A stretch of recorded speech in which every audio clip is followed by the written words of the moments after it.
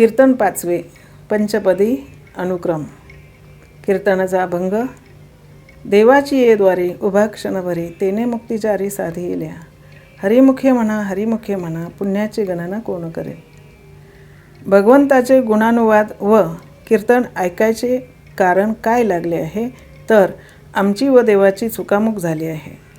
कीर्तनात, भागवतात व ज्ञानेश्वरीत आम्हाला देवाचा पत्ता लागतो, म्हणून आम्हाला कीर्तनाला जायचे आहे. व्यासाधिक संत महात्मे म्हणतात, देवाची येद्वारी उभा क्षणभरी. देवाच्या द्वाराच क्षणभर उभा राहा, म्हणजे चारी मुक्ती मिळतील. देव कोठे आहे, तर पांडवांच्या घरी द्वारकेचं रान आहे. हे फार गूढ आहे, याचा आपण विचार केला पाहिजे. कोण पांडव, कोण द्वारका, आता आपण याचा विचार करू.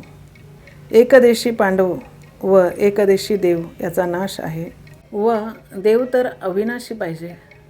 पंचभूतात्मक देहात द्वैताचा राणा देव आहे असं समजते. तुका म्हणे भागवत केले श्रुत सकळांचे. या गोष्टीचा विचार भागवत ग्रंथात आहे, त्याचा विचार करून श्रवण करावे. अरे उद्धवा, मी तुझ्या हृदयात आहे. शरण जावे हृदयस्थासी, तो हृदयस्थ न कळे आम्हासी. उद्धवा तू ऐसे म्हणसे, तरी त्या स्वरूपासी सांगेन. सांडुनी रूप नाम अभिमान, स्फुरे जे का उद्धवपण. ते मज हृदयाचे रूप जाण, त्यासी तुवा शरण रिघावे. एरवी सर्वांच्या हृदयदेशी, मी अमुका आहे ऐसी. बुद्धी स्फुरे जे अहर्निशी, ते वस्तुगामी. अर्जुना या उपाधी माझी गुप्त, चैतन्यासे सर्वगत. ते तत्वज्ञ संत स्वीकारिते. व्यापक हा नारायण, ऐसे गर्जती पुराण. जनी जनार्दन संत बोलती वचन. तुझं आहे तुझ पाशी, परी तू जागा चुकलासे. आमच्या बुद्धीच्या ठिकाणी याचा विचार का शिरत नाही. देहात देव आहे असे सर्व संत सांगतात. याचे कारण शोधावे.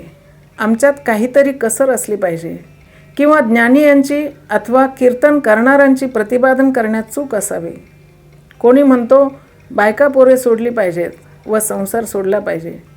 ज्ञानेश्वर महाराज म्हणतात, असोनी संसारी जिभे वेग करी. आमच्या ठिकाणी त्या ज्ञानाचा पूर्ण अनुभव नसल्याने ही प्रतिपादन करणाऱ्यांची चूक होत आहे. जीवाने देहच मी आहे व कर्म करताही मीच आहे.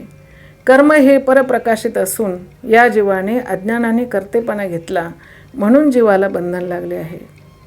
वास्तविक जीव हा देहापेक्षा वेगळा असून ह्याला आपल्या वेगळेपणाचे ज्ञान नाही. हा देहालाच जीव म्हणतो व मुक्ती कशाला म्हणावी याचेही ज्ञान नाही. तसेच देवाचेही ज्ञान नाही.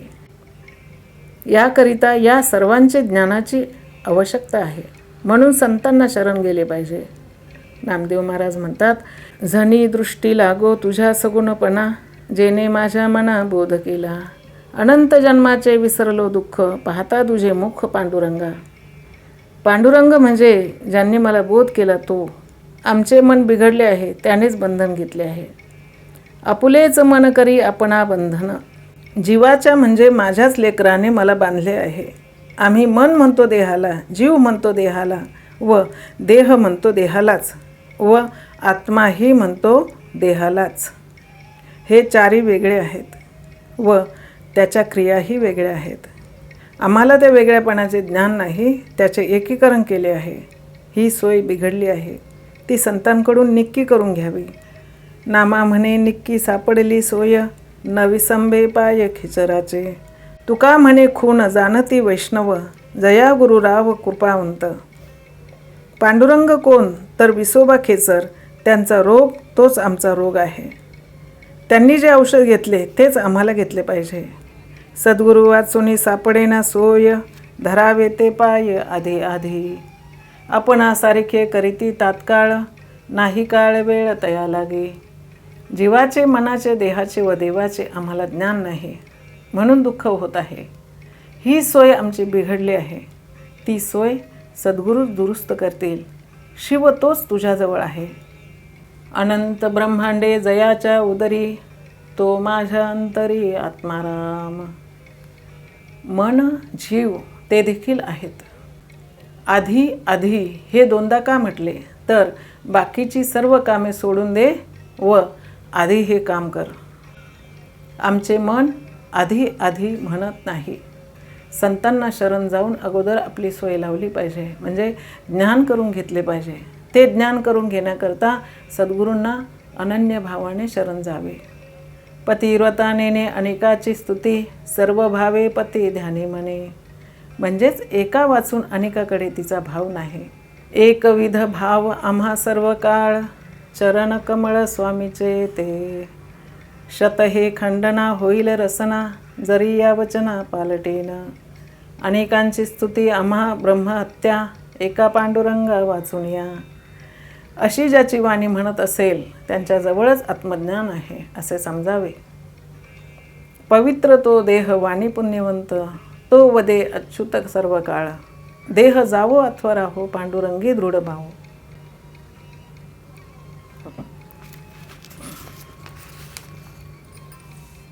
आमचा संतांच्या ठिकाणचा भाव बळकट नाही. देव संतांनाच म्हटले आहे. देवते संत, देवते संत, निमित्त त्या प्रतिमा.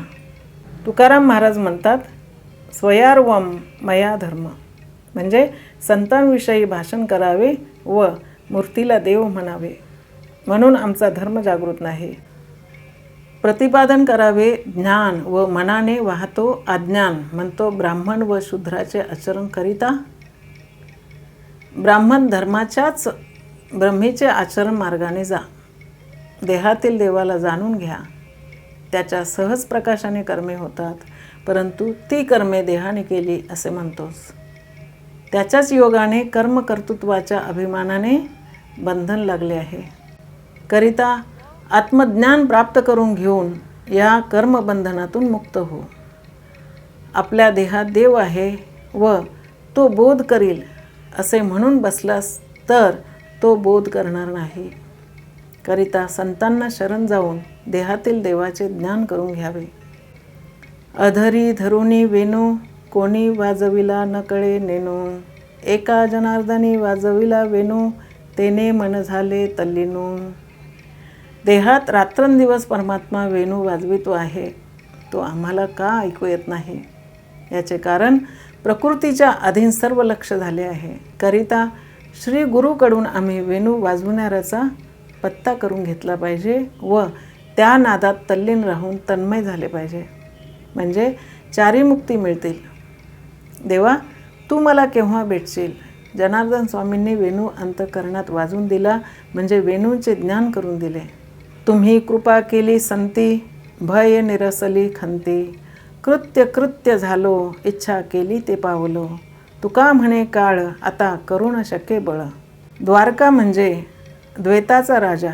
याचा अर्थ असा, एक परमात्मा सर्व ठिकाणी व्यापक आहे. अज्ञानाने बुद्धी भ्रष्ट होऊन देहच कर्म करता आहे असे म्हणते. ह्याच द्वैताचा बुद्धीने अहंकार घेतला आहे. ही स्वतः जड असून कर्मे परप्रकाशित आहेत. म्हणून हा आत्मा द्वैताचा राजा आहे व द्वैत सुषुप्तीमध्ये सर्व नाहीसे करून आपण सच्चिदानंद रूपाने एकटाच उरतो. म्हणून द्वारकेचा राणा आहे. या देहात तो देव आहे, त्याची ओळख करून घ्यावी. ओळखीला हरी साठविला पोटी, होता त्याची भेटी दुःख कैचे. नर अथवा नारी होका दुराचारी, मुखी गाता हरी पवित्र तो. यारे यारे लहान थोर, याती भलती नारी नर. करावा विचार नलगे चिंता कोणाचे. मागील परिहार पुढे नाही शीन, झालिया दर्शन एक वेळा. आम्ही वैकुंठवासी आलो याच कारणासी, बोलिले जे ऋषी साच भावी वर्ताया. झाडू संतांचे मार्ग, आडराणी भरले जग. उच्चिष्टाचा भाग, शेष उरला तो सेवू. हे ज्ञान आम्ही लोकांना शिकविण्याकरिता वैकुंठाहून आलो आहो.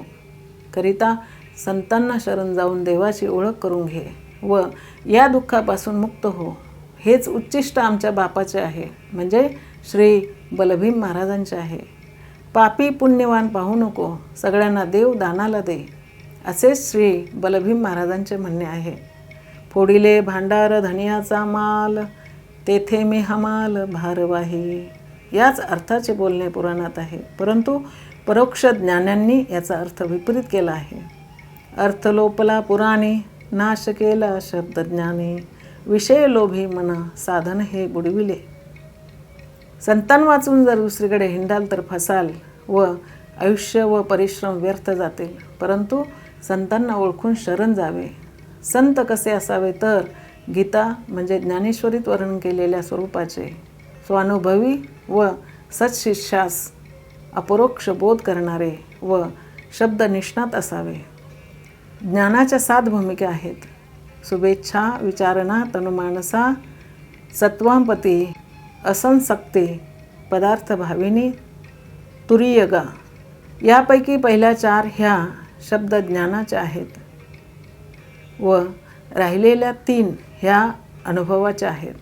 जो अनुभवी आहे त्याचा भाव दुसरीकडे कधीच जाणार नाही. हा एकदेशी मूर्तीची भावना धरतो. जळी स्थळी काष्टी पाशाने देव भरला आहे असा याचा भाव झाला पाहिजे. त्याचा हा परिणाम आहे. या देहात देव आहे त्याला जाणून घ्या व मुक्त व्हा. अनंत ब्रह्मांडे जयाचे उदरी, तो माझे अंतरी आत्माराम. देवळात देव देवात देऊळ, शोधून पहा मूळ कैसे आहे. मूळ पाहू जाता मुळीचा आपण, ऐसी आहे खून अनुभवाची. म्हणून ज्ञानदेव म्हणे व्यासांची अखुना, द्वारकेचा राणा पांडवा घरी. जय विठ्ठल जय जय विठ्ठल, जय विठ्ठल जय जय विठ्ठल, जय विठ्ठल जय जय विठ्ठल.